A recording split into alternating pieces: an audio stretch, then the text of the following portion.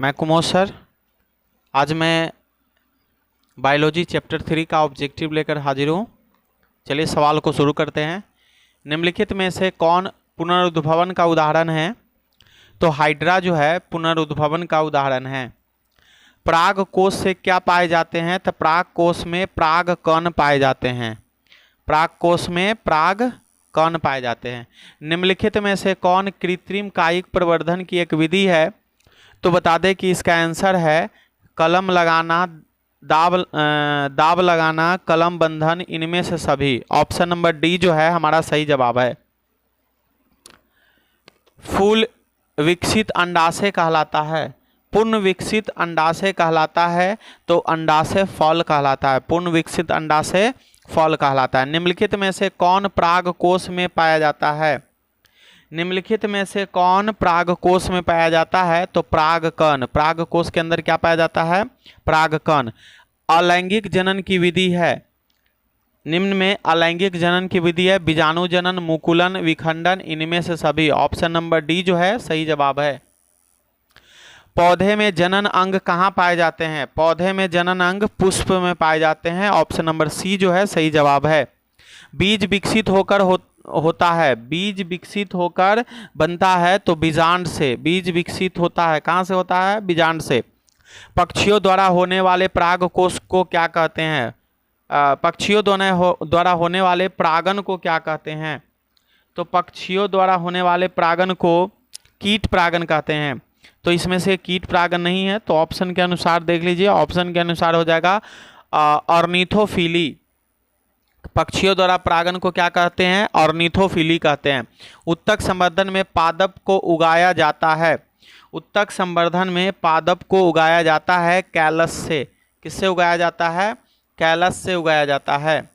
अगला है गीले डबल रोटी पर राइजोपस कैसे जनन करता है? गीले डबल रोटी पर राइजोपस जो है कैसे जनन करता है? तो बीजाणु जनन से। इनमें से कौन अलैंगिक जनन की विधि है? इनमें से कौन अलैंगिक जनन की विधि है? बीजाणु जनन, मुकुलन, विखंडन, इनमें से सभी। ऑप्शन नंबर डी जो है हमारा सही जवाब है। पुंकेसर के अग्रभाग को कहते हैं, पुंकेसर के अग्रभाग को कहते हैं परागकोश। क्या कहते हैं? परागकोश कहते हैं। स्त्री केसर का आधारीय भाग क्या कहलाता है? स्त्री केसर का आधारीय भाग अंडाशय कहलाता है। स्त्री केसर का आधारीय भाग क्या कहलाता है? अंडाशय कहलाता है। उत्तक संवर्धन में पौधे का एक टुकड़ा एक असंगठित पिंड का निर्माण करता है कहलाता है, तो कैलस कहलाता है। क्या कहलाता है? कैलस। पत्तियों द्वारा कायिक प्रवर्धन का उदाहरण है। पत्तियों द्वारा कायिक प्रवर्धन का उदाहरण है ब्रायोफाइलम। ऑप्शन नंबर बी जो है सही जवाब है, ब्रायोफाइलम। ईस्ट में अलैंगिक जनन की विधि को क्या कहते हैं? ईस्ट में अलैंगिक जनन की विधि को मुकुलन कहते हैं। क्या कहते हैं? मुकुलन। हाइड्रा में अलैंगिक जनन की विधि है। हाइड्रा में अलैंगिक जनन की मुकुलन विधि है। ऑप्शन नंबर ए सही जवाब है। अपखंडन निम्नलिखित में से किसमें होता है? अपखंडन निम्नलिखित में किसमें होता है? स्पाइरोगाइरा, हाइड्रा, प्लेनेरिया या इनमें से सभी। तो सभी इसका राइट आंसर है। एक प्रारूपी पुष्प के सबसे बाहरी पुष्प पत्र को क्या कहते हैं? एक प्रारूपी पुष्प के सबसे बाहरी पुष्पपत्र को दलपुंज कहते हैं। क्या कहते हैं? दलपुंज। एक अंडाशय में कितने बीजांड होते हैं? एक अंडाशय में कितने बीजांड होते हैं? तो इनमें से सभी। एक भी हो सकते हैं, अनेक भी हो सकते हैं, 2 4 भी हो सकते हैं। चलिए अगला सवाल है, आलू में जनन कैसे होता है? आलू में जनन कैसे होता है? तो कायिक प्रवर्धन से। आलू में जनन कैसे होता है? कायिक प्रवर्धन से। अलैंगिक जनन के समय कौन सा विभाजन होता है? अलैंगिक जनन के समय कौन सा विभाजन होता है? तो समसूत्री और अर्धसूत्री। ऑप्शन नंबर डी जो है हमारा सही जवाब है। अगला सवाल है, जीव जिस प्रक्रम द्वारा अपनी संख्या में वृद्धि करते हैं उसे कहते हैं। जीव जिस प्रक्रम द्वारा अपनी संख्या में वृद्धि करते हैं उसे कहते हैं। तो क्या कहते हैं? तो उसको जनन कहते हैं। जनन के द्वारा ही जीव अपनी संख्या में वृद्धि करते हैं। किस प्रकार के जनन में जनक के शरीर से कलिका निकलती है।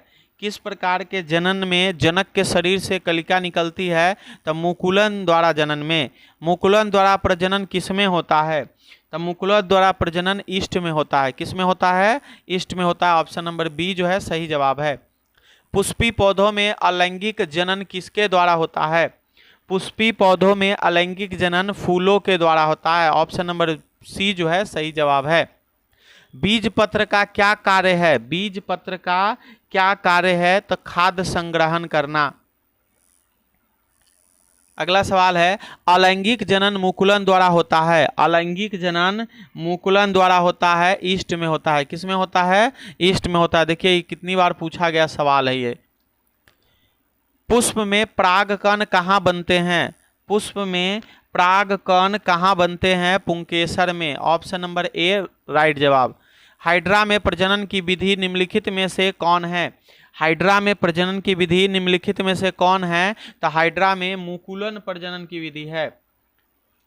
अगला सवाल, कृत्रिम कायिक प्रवर्धन किस पौधे में करना चाहिए? कृत्रिम कायिक प्रवर्धन किस पौधे में करना चाहिए? ऑप्शन नंबर ए बीज, जिनमें बीज उत्पन्न नहीं होते हैं, सही जवाब है। अगला सवाल, डैश सबसे छोटा और डैश सबसे बड़ा फूल है? डैश सबसे छोटा और डैश सबसे बड़ा फूल है, तो ऑप्शन नंबर ए जो है सही जवाब है, वुल्फिया और रेजलिसिया। अगला सवाल, पुष्प में निषेचन कहाँ होता है? पुष्प में निषेचन कहाँ होता है? भ्रूण कोश के भीतर। स्वपरागन निम्नलिखित में से किस पौधे में होता है? स्वपरागन निम्नलिखित में से किस पौधे में होता है? उभयलिंगी। ऑप्शन नंबर ए जो है सही जवाब है। नव अंकुरित पौधे में यह होता है। नव अंकुरित पौधे में यह होता है, तो क्या है? मूलांकुर, प्रांकुर, बीजपत्र, इनमें से सभी। ऑप्शन नंबर डी जो है सही जवाब है। वह युग्मक जो अचल और भोजन का संचयन करती है कहलाती है, क्या कहलाती है? तो अंडाणु कहलाती है। ऑप्शन नंबर ए सही जवाब है। एक सामान्य पुष्प में यह उपस्थित होता है। एक सामान्य पुष्प में यह उपस्थित होता है। बाह्य दलपुंज, दल पंखुड़ी, पुंकेसर एवं स्त्री केसर, इनमें से सभी। इनमें से सभी जो है हमारा सही जवाब है। अगला सवाल है, बीज से नवोद्भिद विकसित होने की क्रिया को क्या कहते हैं? बीज से नवोद्भिद विकसित होने की क्रिया को क्या कहते हैं? तो 39 का ऑप्शन नंबर बी अंकुरन। अंकुरन कहते हैं। क्या कहते हैं? अंकुरन। कायिक प्रवर्धन में पौधे के किस भाग से नया पौधा उत्पन्न हो सकता है? कायिक प्रवर्धन के पौधे के जड़ से, तना से, पत्तियों से, इनमें से सभी से हो सकता है। अगला सवाल है, किस पौधे को कायिक परिवर्धन द्वारा उगाया जा सकता है? गुलाब, गन्ना, अंगूर, इनमें से सभी। ऑप्शन नंबर डी जो है सही जवाब है। बीज नहीं उत्पन्न करने की स्थिति में पौधे किस पद्धति से उगाया जा सकता है? बीज नहीं उत्पन्न करने की स्थिति में पौधे किस पद्धति से उगाया जा सकता है? तो कायिक परिवर्धन की पद्धति से उगाया जा सकता है। अगला सवाल है, कायिक प्रवर्धन का क्या महत्व है? तो उत्पन्न पौधे के जनक पौधे के समान होते हैं। उत्पन्न पौधे में फल फूल कम समय में आ जाते हैं। बीजों में आवश्यकता नहीं होती है, इनमें से सभी। ऑप्शन नंबर डी जो है हमारा सही जवाब है। हम अपने घरों में मनी प्लांट कैसे उगा सकते हैं? हम अपने घरों में मनी प्लांट कैसे उगा सकते हैं? तो इसका आंसर है ऑप्शन नंबर सी, कायिक प्रवर्धन से। गीले डबल रोटी के टुकड़े पर क्या उत्पन्न हो जाता है? गीले डबल रोटी के टुकड़े पर कवक उत्पन्न हो जाता है। क्या उत्पन्न हो जाता है? कवक। परिवर्तित परिस्थितियों में जीवित रह सकते हैं। जीव जीवित रह सकते हैं अनुकूलन द्वारा। बहुखंडन द्वारा जनन होता है। बहुखंडन द्वारा जनन प्लाज्मोडियम में होता है। बहुखंडन द्वारा जनन किस में होता है? प्लाज्मोडियम में होता है। द्विखंडन द्वारा जनन होता है। द्विखंडन द्वारा जनन ए और बी दोनों में, अमीबा में और लेशमिया में दोनों में होता है। लेशमानिया दोनों में होता है। अगला है, किसमें अपखंडन द्वारा जनन होता है? किसमें अपखंडन द्वारा जनन होता है? तो स्पाइरोगाइरा में अपखंडन द्वारा जनन होता है। उभयलिंगी पुष्प में उपस्थित होता है, उभयलिंगी पुष्प में उपस्थित होता है स्त्री केसर और पुंकेसर दोनों। ऑप्शन नंबर सी जो है सही जवाब है। फूल में नर प्रजनन अंग है, फूल में नर प्रजनन अंग को क्या कहते हैं? पुंकेसर कहते हैं। ऑप्शन नंबर ए जो है सही जवाब है। निम्नलिखित में से किसमें द्विखंडन नहीं होता है? निम्नलिखित में से किसमें द्विखंडन नहीं होता है? तो ईस्ट में द्विखंडन नहीं होता है, यह भी पूछा गया सवाल है। पराग कण निम्नलिखित में से किसके अंदर बनते हैं? पराग कण पराग कोश के अंदर बनते हैं। ऑप्शन नंबर ए जो है सही जवाब है। बीजांड की ओर पराग नलिका की वृद्धि का कारण होता है, बीजांड की ओर पराग नलिका की वृद्धि का कारण होता है। तो ऑप्शन नंबर बी है कैमेट्रोपिज्म। एकलिंगी पादप का उदाहरण है पपीता, पपीता जो है एकलिंगी पादप का उदाहरण है। अगला है द्विखंडन होता है, द्विखंडन किसमें होता है? तो द्विखंडन होता है पैरामीशियम में, अमीबा में, लिस्मेनिया में, इनमें से सभी। Option number D. फूल का कौन सा भाग फल में बदलता है? फूल का कौन सा भाग फल में बदलता है? तो अंडाशय। ऑप्शन नंबर सी जो है सही जवाब है। पुष्प का नर जननांग कहलाता है, पुष्प का नर जननांग पुंकेसर कहलाता है। क्या कहलाता है? पुंकेसर। स्त्री केसर में उपस्थित होता है अंडाशय, वर्तिका, वर्तिकाग्र, इनमें से सभी। पुष्प में बीजांड कहाँ उपस्थित होता है? पुष्प में बीजांड कहाँ अवस्थित होता है? तो अंडाशय में। कहाँ अवस्थित होता है? अंडाशय में। पुष्प में मादा युग्मक कहाँ उपस्थित होता है? पुष्प में मादा युग्मक कहाँ उपस्थित होता है? बीजांड में। निषेचन के फलस्वरूप अंडाशय विकसित होता है, निषेचन के फलस्वरूप अंडाशय विकसित होता है फल में। निषेचन के बाद बीजांड परिवर्तित होता है, निषेचन के बाद बीजांड परिवर्तित होता है बीज में। प्रथम मासिक धर्म का प्रकट होना क्या कहलाता है? तो प्रथम मासिक धर्म का प्रकट होना मेनार्चे, या जिसको कहते हैं हम लोग क्या कहते हैं इसको,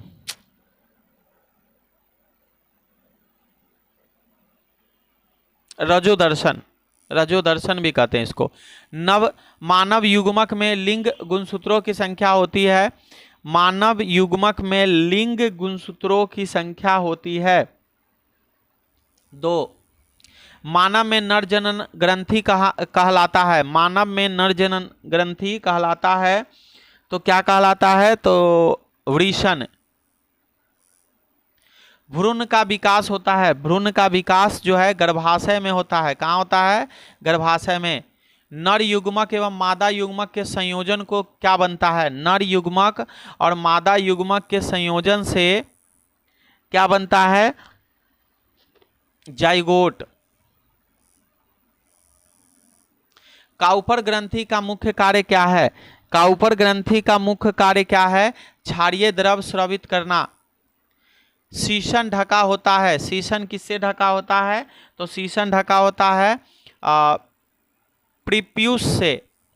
गर्भाशय के किस भाग में भ्रूण विकसित होता है?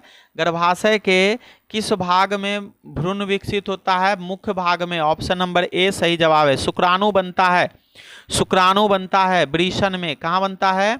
वृषण में। ऐसे जीव जिसमें दोनों लिंग उपस्थित होते हैं कहलाते हैं द्विलिंगी या उभयलिंगी। अंडाणु निषेचित होता है, देखिए कितनी बार पूछा गया है। अंडाणु निषेचित होता है, 74 नंबर सवाल है। अंडाणु कहाँ निषेचित होता है? अंडाशय से। किशोरावस्था में होने वाले शारीरिक परिवर्तन का कारण है, किशोरावस्था में होने वाले शारीरिक परिवर्तन का कारण है ए और बी दोनों, यानी टेस्टोस्टेरोन, एस्ट्रोजन। एस्ट्रोजन एंड्रोजन है, एंड्रोजन कैसे हार्मोन है? नर हार्मोन है, नर लिंग हार्मोन है एंड्रोजन।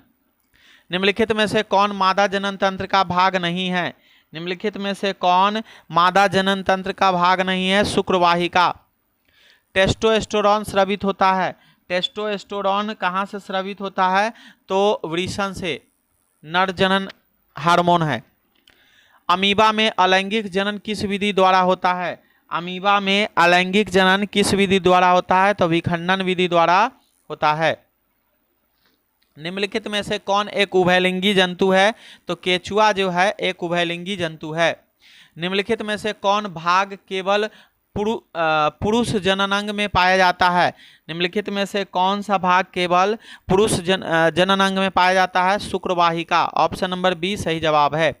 केचुआ उदाहरण है उभयलिंगी जीव का। उभयलिंगी कहिए या द्विलिंगी? एकलिंगी, अलिंगी नहीं, ठीक है। आगे देखिए, मानव में गर्भावधि की कितनी अवधि होती है? गर्भ की अवधि होती है तो 9 × 27 270 दिन। ऑप्शन नंबर ए जो है सही जवाब है। हाइड्रा में प्रजनन किस विधि द्वारा होता है? हाइड्रा में प्रजनन किस विधि द्वारा होता है? मुकुलन विधि द्वारा हाइड्रा में प्रजनन होता है। जिस जीव में नर और मादा जननांग दोनों उपस्थित होते हैं उसे क्या कहते हैं? द्विलिंगी या उभयलिंगी? इनमें से सभी जो है इसका सही जवाब है। जिसमें नर और मादा लिंग अलग अलग जीवों में होते हैं वे कहलाते हैं एकलिंगी। क्या कहलाते हैं? एकलिंगी। किस मार्ग से शुक्राणु और मूत्र दोनों प्रवाह होता है? किस मार्ग से शुक्राणु और मूत्र दोनों प्रवाह होता है? तो इसका सही जवाब है ऑप्शन नंबर बी, मूत्र मार्ग। यह हार्मोन किशोरों में यौवनावस्था के लक्षणों का नियंत्रण करता है। यह हार्मोन किशोरों में यौवनावस्था के लक्षणों का नियंत्रण करता है। टेस्टोस्टेरोन। किसके स्रवन से शुक्रवाहिका में शुक्राणु तरल माध्यम में आ जाता है? किसके स्राव से शुक्रवाहिका में शुक्राणु तरल माध्यम में आ जाता है? तो इसका आंसर है प्रोस्टेट और शुक्राशय। ऑप्शन नंबर सी जो है सही जवाब है। किसके स्राव से शुक्राणु को पोषण प्राप्त होता है? किसके स्राव से शुक्राणु को पोषण प्राप्त होता है? तो ए और बी दोनों। भ्रूण को माता से पोषण किसके द्वारा मिलता है? भ्रूण को माता से पोषण किसके द्वारा मिलता है? प्लेसेंटा के द्वारा। ऑप्शन नंबर सी जो है सही जवाब है। उत्तक संवर्धन में किस प्रकार का उत्तक लेते हैं? उत्तक संवर्धन में किस प्रकार के उत्तक लेते हैं? मेरिस्टेमेटिक उत्तक। डीएनए कहाँ उपस्थित होता है? डीएनए कहाँ उपस्थित होता है? केंद्रक में। इनमें आनुवंशिक गुणों का संदेश होता है। इनमें आनुवंशिक गुणों का संदेश होता है 94। इसका आंसर है ऑप्शन डीएनए। डीएनए में आनुवंशिक गुणों का संदेश होता है। स्पीसीज की उत्तरजीविता के लिए महत्वपूर्ण है। स्पीसीज की उत्तरजीविता के लिए महत्वपूर्ण है विभिन्नता। ऑप्शन नंबर बी जो है सही जवाब है। अमीबा में जनन होता है। अमीबा में जन्म कोशिका विभाजन से होता है।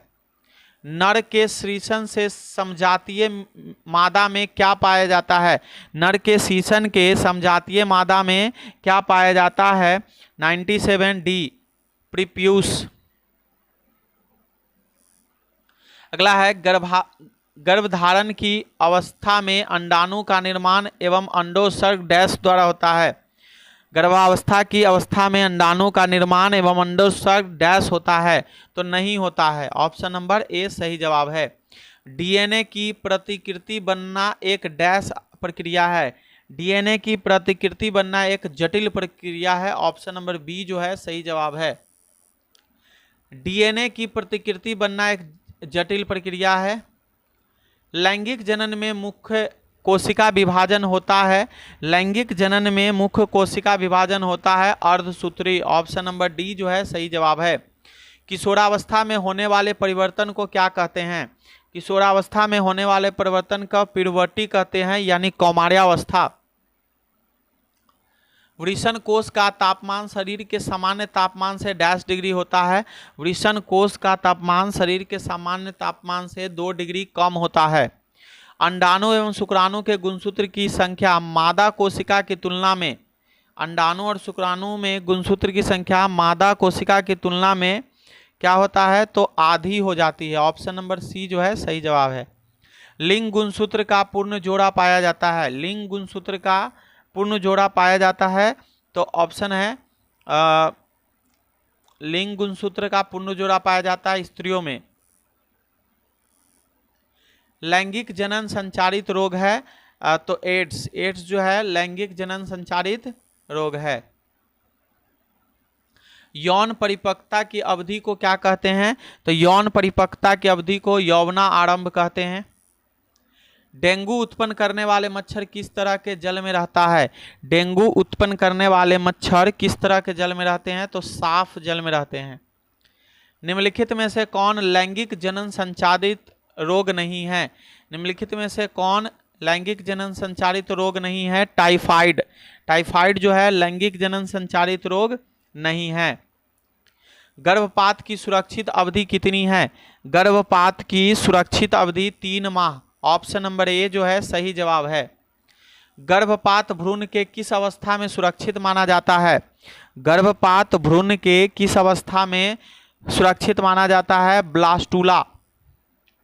नर में बध्याकरण को क्या कहते हैं? नर में बध्याकरण को क्या कहते हैं? वैक्सटोमी, वैक्सेटोमी। सुरक्षित संभोग के बाद अंडाणु के निषेचन को रोका जा सकता है किसके द्वारा? तो इसका सही जवाब है ऑप्शन नंबर डी, अनवांटेड 72 से। निम्नलिखित में से कौन परिवार नियोजक संसाधनों में प्रयुक्त एक प्रभावी उपाय है? निम्नलिखित में से कौन परिवार नियोजन संसाधनों में उपयुक्त प्रभावी उपाय है? डायाफ्राम, कॉपर्टी, लूप, इनमें से सभी। ऑप्शन नंबर डी जो है सही जवाब है। निम्नलिखित में कौन जनन संचारित रोग के अंतर्गत आता है?